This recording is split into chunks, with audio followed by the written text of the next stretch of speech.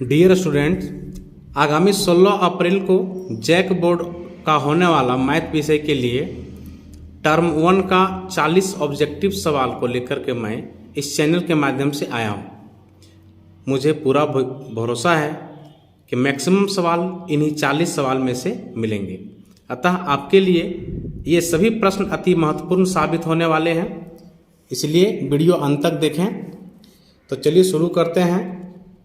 ये सभी 40 महत्वपूर्ण सवाल को आप देखें, सभी को मैं बारीकी से डिस्कस कर रहा हूँ।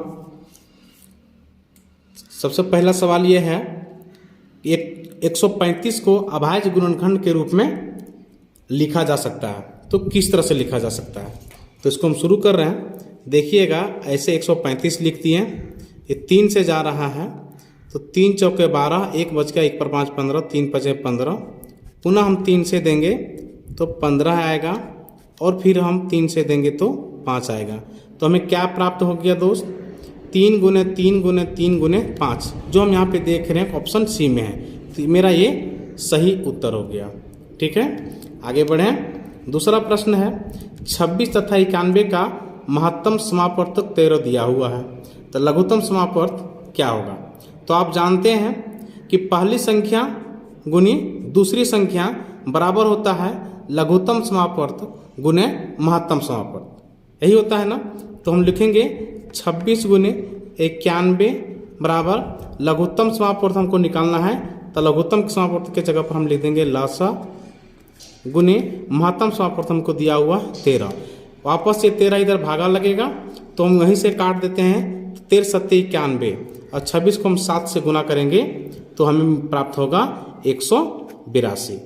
ठीक है, आगे देखते हैं। तीसरा प्रश्न, 15 और 25 का HCF क्या होगा? तो HCF क्या होता है?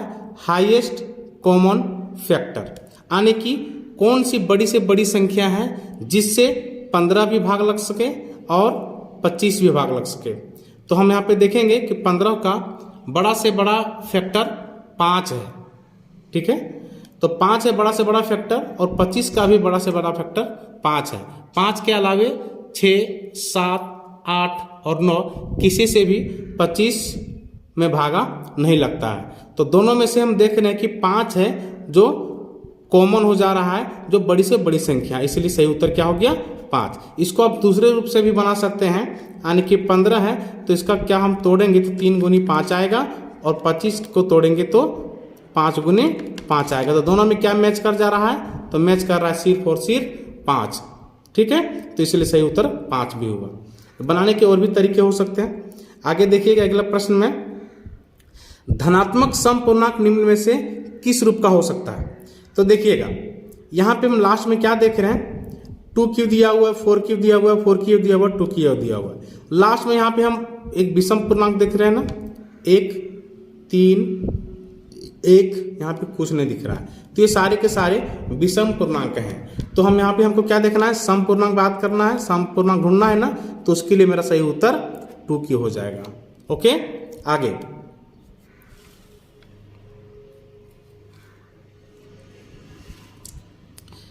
आगे प्रश्न में देखिए,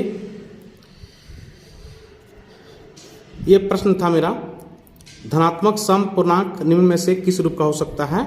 तो धनात्मक सम पूर्णांक मेरे लिए 2 + 1 ये विषम पूर्णांक हो गया, 4 + 1 ये विषम पूर्णांक हो गया, 4 + 3 ये भी विषम पूर्णांक हो गया, 2 ये जो है सम पूर्णांक है। ओके, तो सही उत्तर आपके लिए क्या हो गया? 2 हो गया। आगे देखते हैं, द्विघात बहुपद x² + 7x + 2 के शून्यकों का गुणनफल क्या होगा? तो शून्यकों का गुणनफल, दो शून्यक अल्फा और बीटा जो है उसका गुणनफल बराबर फॉर्मूला होता है c/a, c/a। ओके, तो शून्यकों का जोगफल बराबर फॉर्मूला होता है -b/a, और शून्यकों का गुणनफल बराबर फॉर्मूला होता है c/a। तो इसमें से c कौन है? तो c है, देखिए यहाँ पे 1 है, तो ये हो गया 1, ये हो गया b, और ये हो गया c, ये हो गया। तो c/a, c के जगह पर क्या है? 2 है, a के जगह पर 1 है, तो 2/1 यानी कि 2। तो सही उत्तर हमको क्या प्राप्त हुआ? C प्राप्त हो गया। ओके, अगला प्रश्न हम देखते हैं। ये x square plus b x plus c के शून्यक एल्फा और बीटा हों तो एल्फा प्लस बीटा का मान ज्ञात कीजिए। अभी हम यहाँ पे बात कर रहे थे कि एल्फा प्लस बीटा बराबर फॉर्मूला होता है माइनस बी बटे ए। तो माइनस बी बाई ए कहाँ है? ए नंबर ऑप्शन में। बिल्कुल आसान प्रश्न था। अगले प्रश्न की ओर बढ़ते हैं। किसी बहुपद पी एक्स के लिए ग्राफ आकृति में दिया गया बहुपद के शून्यकों की संख्या ज्ञात कीजिए। महत्वपूर्ण सवाल है, इसको देखते हैं। ये हो गया एक्स एक्सिस और ये हो गया वाई एक्सिस, और तीसरी रेखा जो है जो वाई लाइन को वाई एक्स जो है वाई एक्सिस है इसको एक बार क्रॉस कर रही है यानी कि काट रही है। लेकिन हमें एक्स एक्सिस पर देखना है तो ये तीसरी लाइन जो है वो एक्स एक्सिस को किसी भी जगह नहीं काट रही है, कहीं भी प्रतिच्छेद नहीं कर रही है। इसीलिए इसका उत्तर क्या हो गया? x बराबर 0 हो जाएगा। क्या हो जाएगा? 0 हो जाएगा। ओके, अगले प्रश्न की ओर हम बढ़ रहे हैं। लिखा हुआ है समीकरण युग्म a1x plus b1y plus c1 बराबर 0 तथा a2x plus b2y plus c2 बराबर 0 में a1 बाई a2 बराबर b1 बाई b2 बराबर नहीं c1 बाई c2 हो तो समीकरण युग्म का क्या होगा, कैसा हल होगा? तो समझिएगा, a1 बाई a2 बराबर b1 बाई b2 बराबर नहीं c1 बाई c2, तो ये समांतर हो जाती है। क्या हो जाती है? a1 बाई a2 बराबर b1 बाई b2 होता है तो क्या हो जाती है? समांतर हो जाती है। जो समांतर हो जाती है तो इसका कोई भी हल नहीं होता है। तो इसका उत्तर क्या होगा? ऑप्शन सी, कोई हल नहीं होगा। ओके, अगले प्रश्न की ओर हम बढ़ रहे हैं।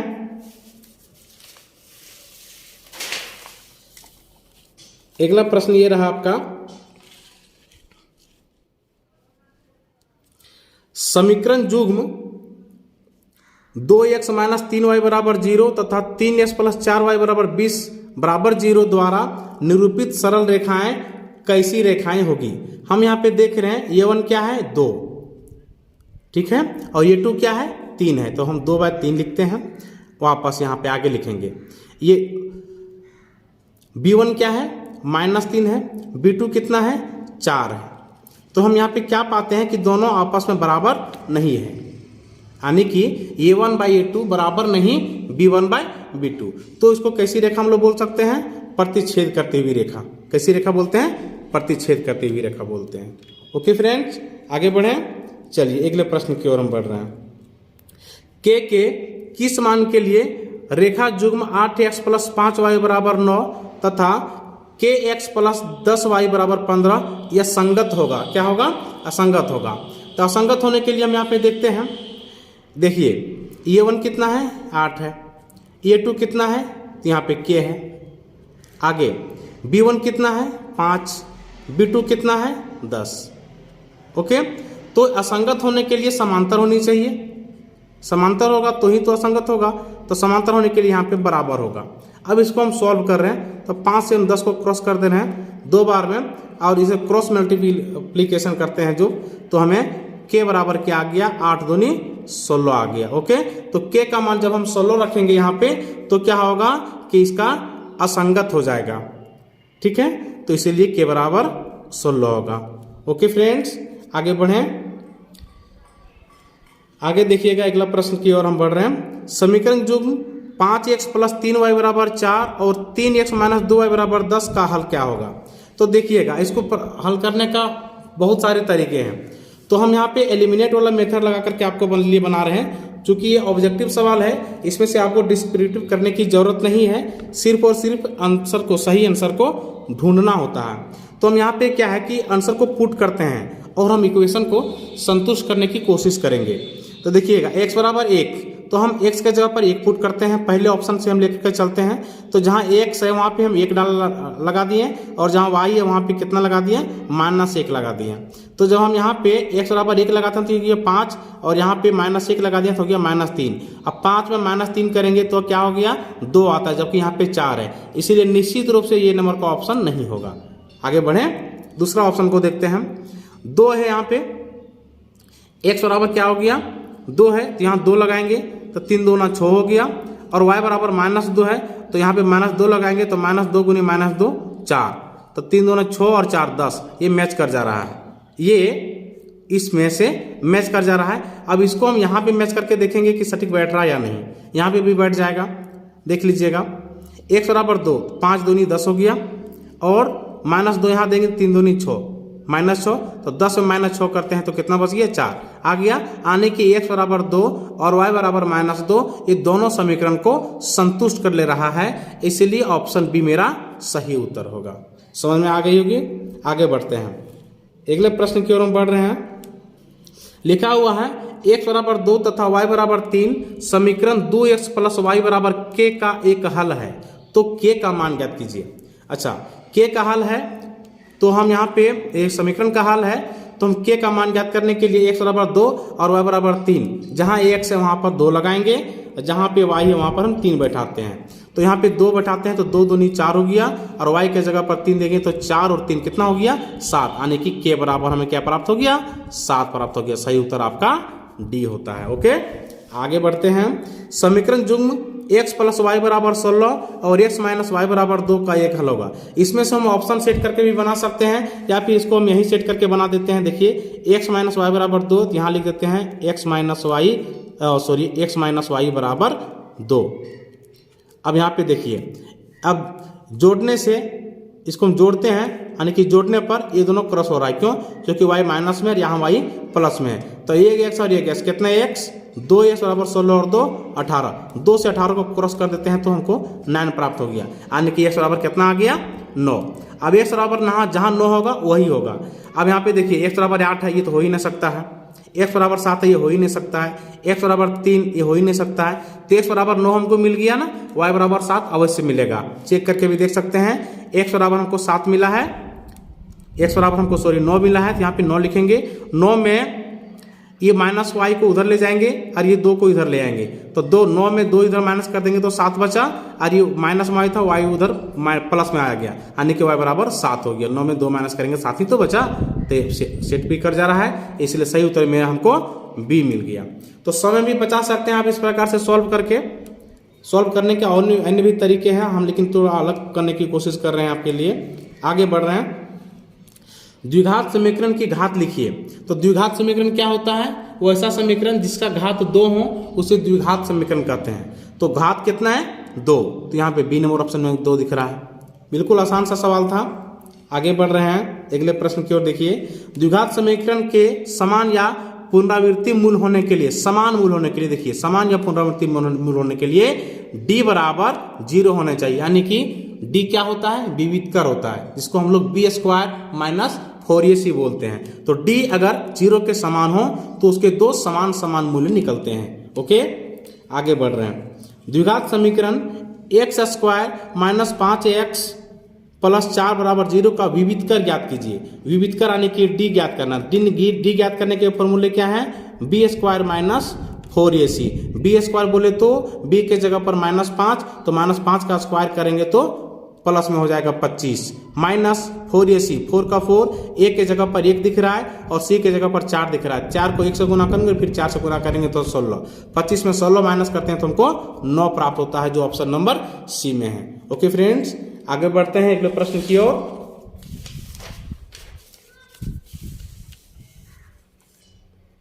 ये देखिए आपके लिए आगे अगला प्रश्न में लेकर के आया हूं।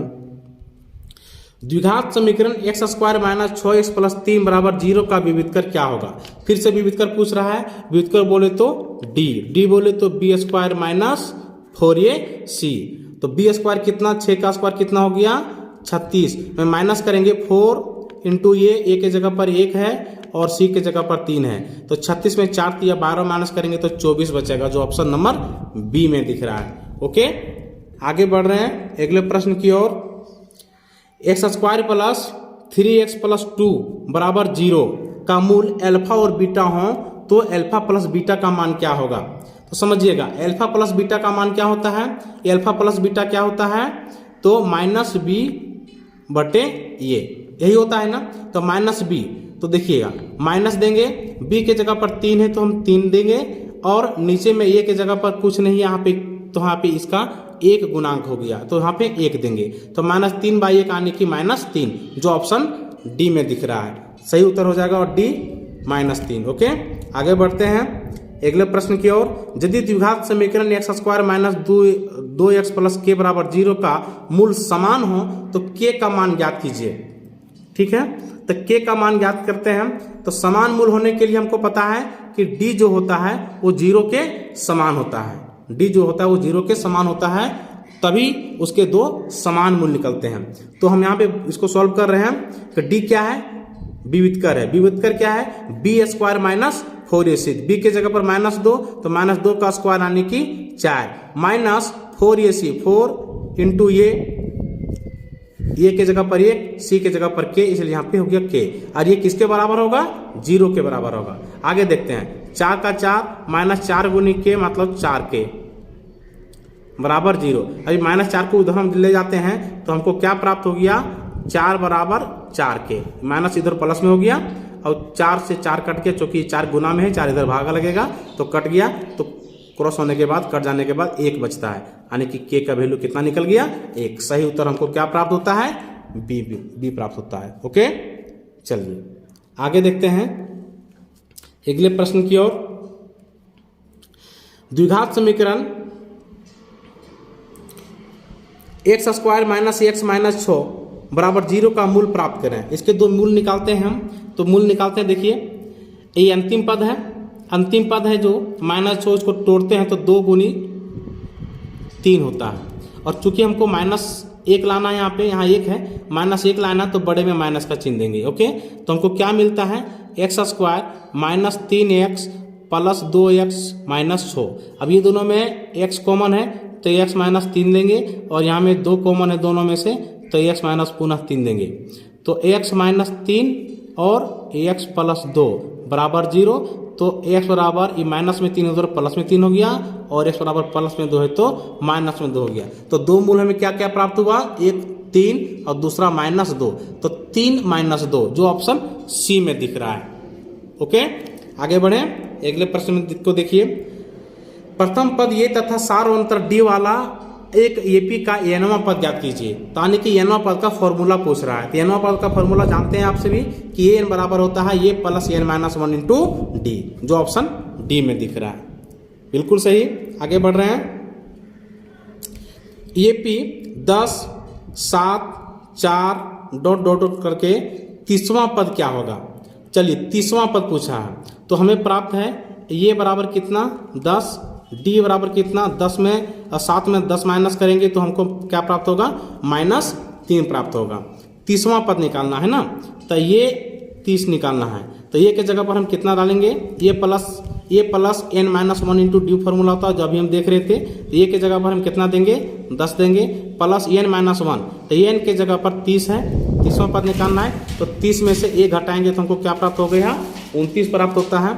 और 29 को -3 से गुना करेंगे, चूंकि डी के जगह पर यहाँ पे क्या है, -3, तो -3 से गुना करेंगे तो ये हो गया 10, और 29 को 3 से गुना करेंगे तो हो गया 87, -87, और -87 और +7 +10, तो हमको क्या प्राप्त होता है, -77 प्राप्त होता है। ओके, सही उत्तर हमको मिल गया है ऑप्शन सी में से। अगले प्रश्न की ओर हम बढ़ रहे हैं।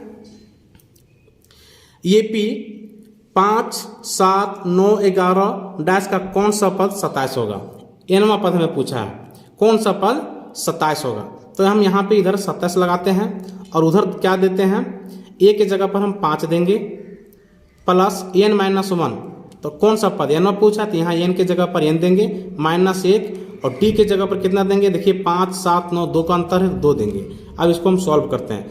5 उधर प्लस में, 5 इधर माइनस में होगा, तो 27 में 5 माइनस करेंगे तो हमको 22 प्राप्त हो गया। उधर 2 गुना में है, 2 इधर भागा में लगेगा, 2 से 22 को काटेंगे तो 11 होगा, और वहाँ पे क्या है, n माइनस 1 है, तो 11 माइनस 1 है, तो 1 इधर प्लस में हो जाएगा, यानी कि n बराबर 12 प्राप्त होता है, जो ऑप्शन ये में दिख रहा है। समझ में आ रही है। हम इसको शॉर्ट में सॉल्व करते चले जा रहे हैं, चूंकि ऑब्जेक्टिव सवाल है, तो ऑब्जेक्टिव सवाल को ऐसे ही सॉल्व करके हमको सिर्फ और सिर्फ आंसर लाना होता है। जब इसी सवाल को आपको डिस्क्रिप्टिव में बनाना होगा तो आप बेहतर तरीका से सॉल्व करने की कोशिश करेंगे, सिलसिलेवार तरीका से, लेकिन हमें सिर्फ यहाँ पे आंसर लाना है, इसलिए इसको हम शॉर्ट में सॉल्व कर रहे हैं। ओके फ्रेंड, आगे बढ़े अगला प्रश्न की ओर देखते हैं। भुजाओं की समान संख्या वाले बहुभुज समरूप होते हैं यदि उनके संगत कोण क्या होंगे, बराबर। संगत कोण अगर बराबर होते हैं तो वो बहुभुज समरूप होंगे। ओके, आगे देखेंगे। किसी त्रिभुज में एक भुजा के समांतर खींची गई रेखा अन्य दो भुजाओं को खाली घर अनुपात में विभाजित करती है। तो इन दो भुजाओं को समान अनुपात में विभाजित करती है। कैसे करती है? तो समान अनुपात में विभाजित करती है। ओके, आगे देखें अगले प्रश्न की ओर हम बढ़ रहे हैं। यदि DE समांतर BC और DB बराबर 2 सेंटीमीटर, AE बराबर 1.5 सेंटीमीटर तथा EC बराबर 3 सेंटीमीटर हो तो AD का मान ज्ञात कीजिए। यानी कि AD का मान क्या होगा? ये फिगर दिया हुआ, देखिए यहाँ पे हम पुट कर दे रहे हैं। DB दिख रहा है 2 सेंटीमीटर, ये हो गया DB, 2 यहाँ लिख दिए हुए हैं।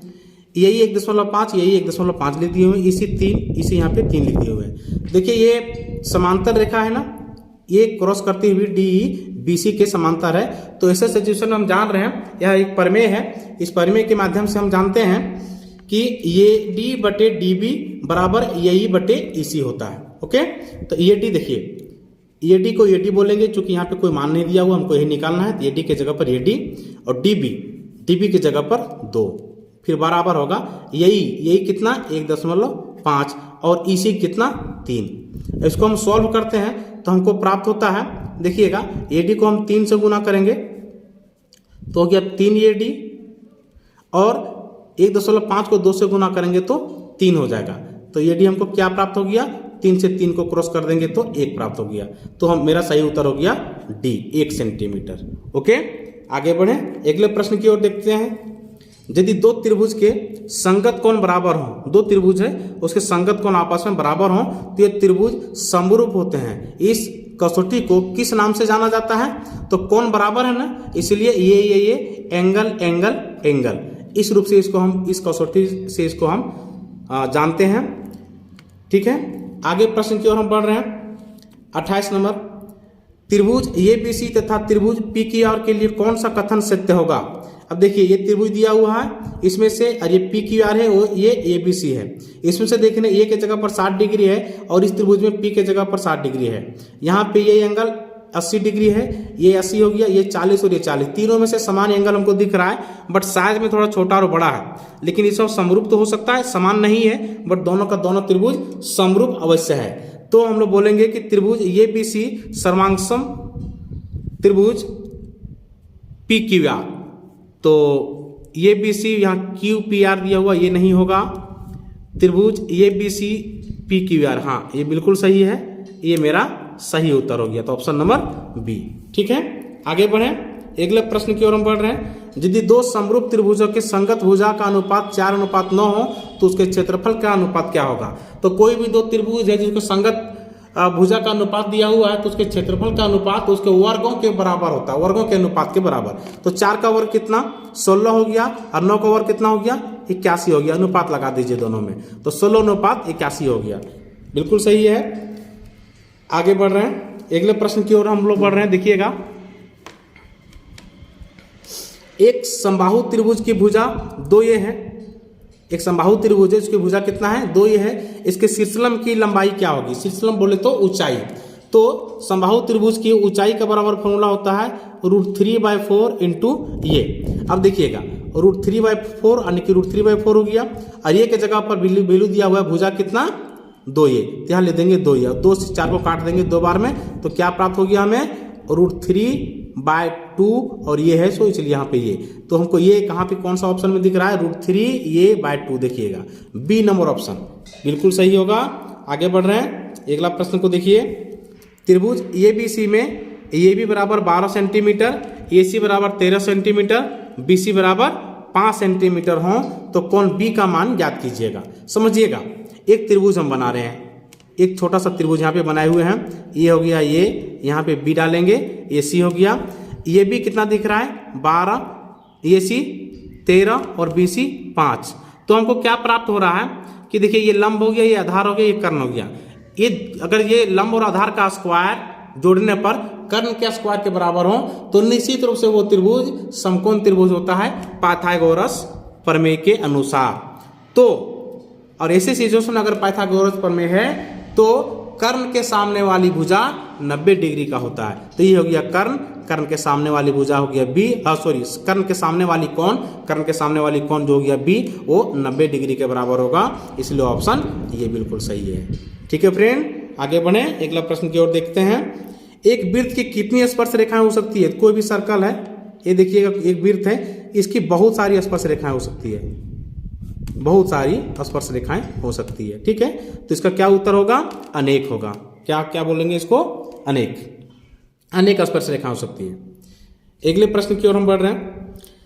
वृत्त के केंद्र से 13 सेंटीमीटर दूर स्थित किसी बिंदु से वृत्त पर खींची गई स्पर्श रेखा की लंबाई 12 सेंटीमीटर है, तो त्रिज्या ज्ञात कीजिए। ठीक है, वृत्त के केंद्र से 13 सेंटीमीटर दूर स्थित किसी बिंदु से वृत्त पर खींची गई स्पर्श रेखा की लंबाई 12 सेंटीमीटर है, तो त्रिज्या की लंबाई क्या होगी? ठीक है, अगले पेज में इसको हम लिख देखते हैं। देखिए, बोला है कि वृत्त के केंद्र से 13 सेंटीमीटर दूर, तो ये हो गया वृत्त, इसके केंद्र से 13 सेंटीमीटर की दूर, यानी कि मान लीजिए कि ये 13 सेंटीमीटर है, यहाँ पे 13 सेंटीमीटर की दूर स्थित किसी बिंदु से वृत्त पर खींची गई स्पर्श रेखा की लंबाई 12 सेंटीमीटर। यहाँ से इस वृत्त पर हम स्पर्श रेखा खींचे हुए हैं, इस स्पर्श रेखा की लंबाई 12 सेंटीमीटर है। अब इस स्पर्श रेखा जहाँ पे वृत्त को टच करती है, स्पर्श कर रही है, वहाँ से हम इस सेंटर से मिला दे रहे हैं। तो एक चीज जानते हैं आप कि ये 90 डिग्री का कोण यहाँ पे बनाती है, कितना? 90 डिग्री का।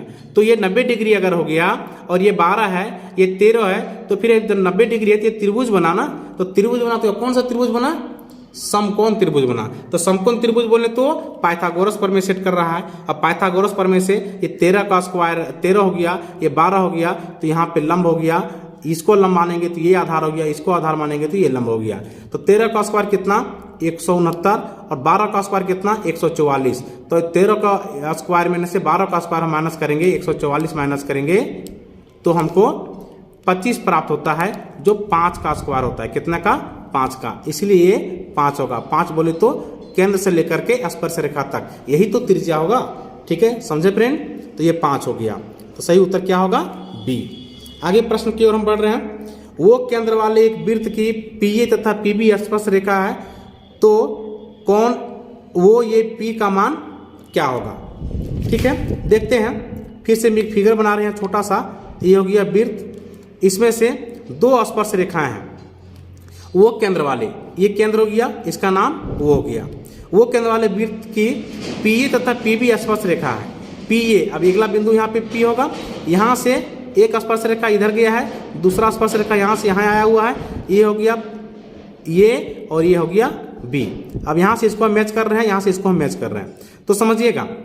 तो यहाँ पे पूछा है कि एंगल वो ये पी, वो ये पी, तो ये, तो आप जानते हैं कि स्पर्श रेखा जहाँ पे स्पर्श करती है, वहाँ से केंद्र तक जाने के लिए जो एंगल बनाती है वो 90 डिग्री का कोण बनाती है। कितना? 90 डिग्री का, इसलिए ऑप्शन सी बिल्कुल सही है। पिछले प्रश्न में भी हम लोग देखे थे इसको।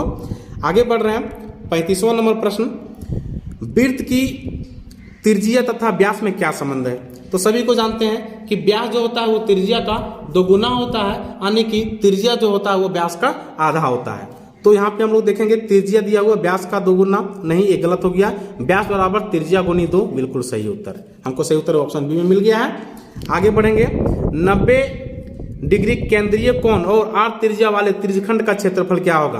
तो 90 डिग्री केंद्रीय कोण, तो जानते हैं 90 डिग्री केंद्रीय कोण में से त्रिज्यखंड का क्षेत्रफल बराबर फॉर्मूला होता है थीटा बटे 360 गुनी पाई आर स्क्वायर। तो थीटा के जगह पर 90 है तो 90 लगाएंगे और 360 नीचे लिखेंगे, 360 पाई आर स्क्वायर, तो पाई आर स्क्वायर के जगह पर लिखेंगे पाई आर स्क्वायर। तो 90 से हम 360 को हम क्रॉस कर देंगे, 0 से 0 कट गया, 9 से 36 4 बार में कट गया, तो पाई आर स्क्वायर बटे 4। देखिए पाई आर स्क्वायर बटे 4, ऑप्शन बी बिल्कुल सही उत्तर है। समझे फ्रेंड? ये सारे के सारे सवाल बहुत ही महत्वपूर्ण है। सारे सवाल को एक बार आप देख लेंगे और इसी प्रकार के सवाल को अगर आप कुछ और देख करके जाएंगे तो निश्चित रूप से आप बहुत ही बेहतर कर पाएंगे अपने एग्जाम के लिए। तो अगले प्रश्न की ओर हम बढ़ रहे हैं।